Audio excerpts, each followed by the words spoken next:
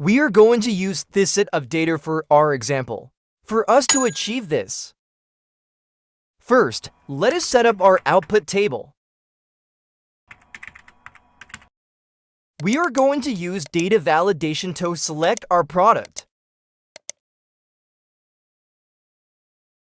Now that we are set, let's continue in using VLOOKUP. Type V and press Tab to select the first previewed option. Then select the value you want to look up. After that, highlight the table where you want to search your value from.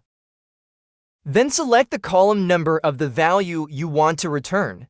In this case is 4. Then add 0 for exact match. Close with parentheses and hit enter. Now we get the total sales for the selected product.